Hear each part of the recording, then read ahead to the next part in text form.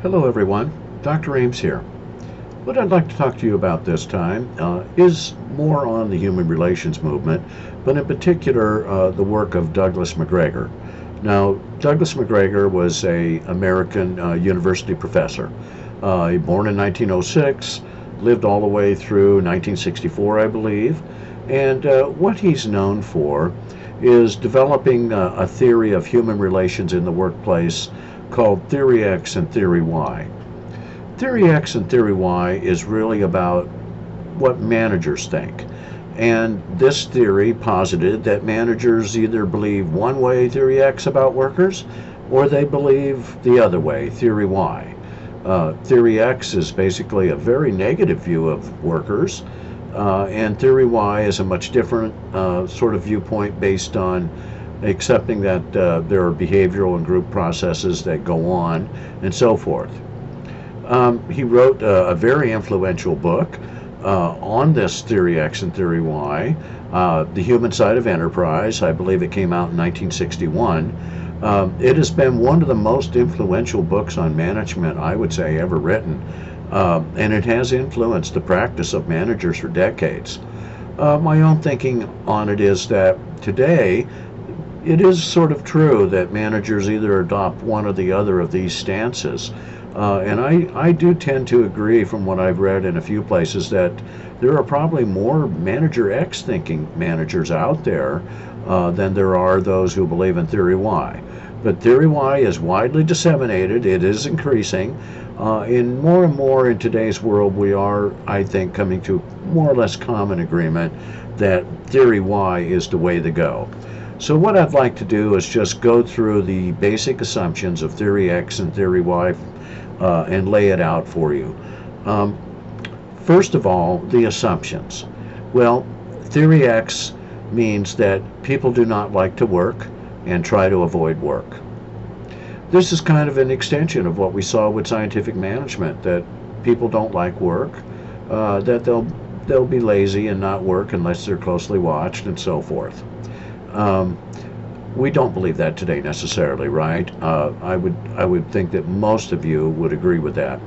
The second assumption of Theory X is that since people do not like to work, then it's up to managers to control them and direct them and coerce them and even threaten employees to get them to work towards the organizational goals. And so that's a very negative approach. Coercion, intimidation are losing strategies when it comes to getting what you want done, to be successful, and to do it with the least harm. Those are the sorts of tactics, I would honestly say, that drive people away from jobs and make them want to quit and go elsewhere. No one in today's world will much accept coercion and intimidation, but there's a heavy presence of Theory X thinking managers out there. So that's a second assumption. The third assumption really is that people do prefer to be directed, that people like to avoid responsibility, that most of us don't want responsibility.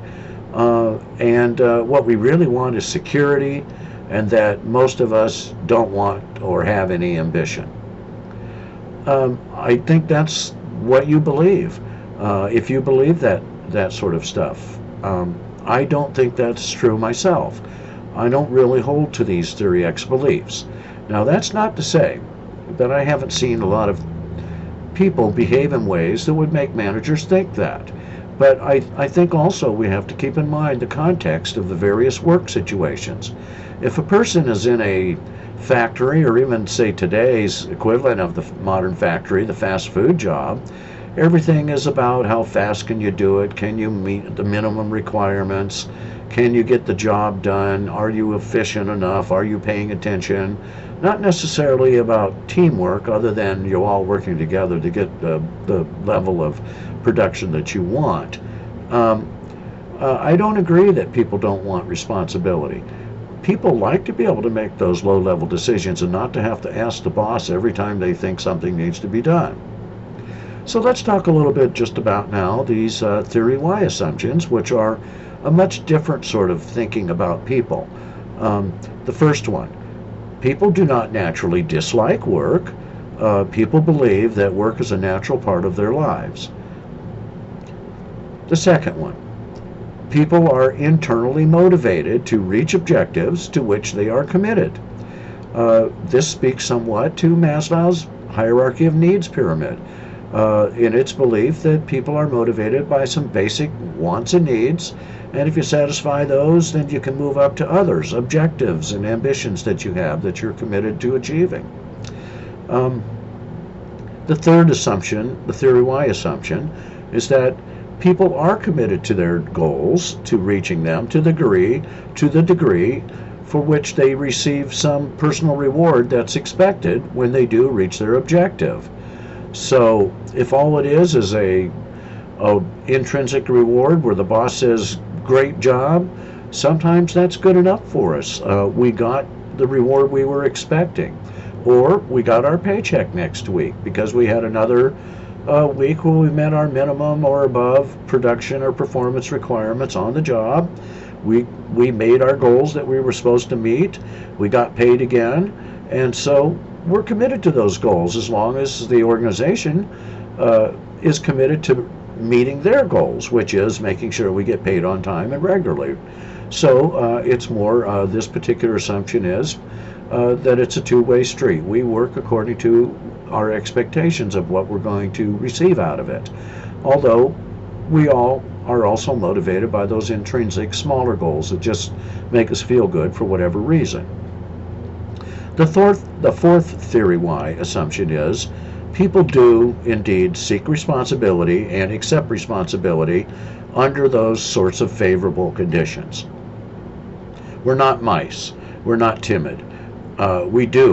Some of us want to make decisions. We don't necessarily want to run things or be the boss, but we want some responsibility. It shows that there is some faith in us, that we have recognition of our God-given intelligence, whatever it might be, on what level you look at it through, what lens. So people do seek responsibility and accept it. That's a theory Y assumption. The fifth assumption is that people do have the capacity to be innovative and solving organizational problems. People aren't divorced from the workplace when they're there. They're thinking about how things are going. They're thinking about how things could be done better. They have opinions, but many times they're simply, if it's a Theory X thinking manager, they're not asked for those opinions, and so forth. But they do have the capacity to come up with great suggestions. After all, today's world and today's jobs require that you know a lot of specialized knowledge, specialized skills. And many times, much more so than in the past, you know more about that job by far than your manager does. And so you do have that capacity to solve problems when they come up because you're closest to the situation.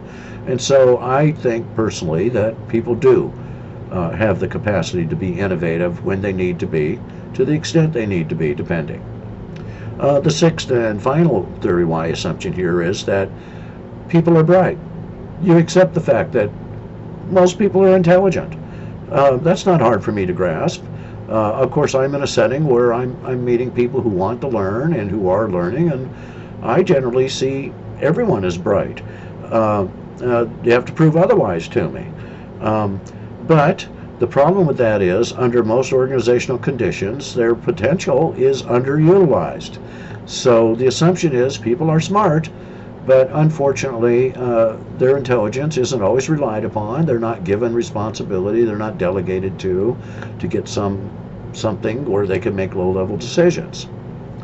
Okay, that'll cover it for this time, folks, and I'll talk to you next time on the next subject.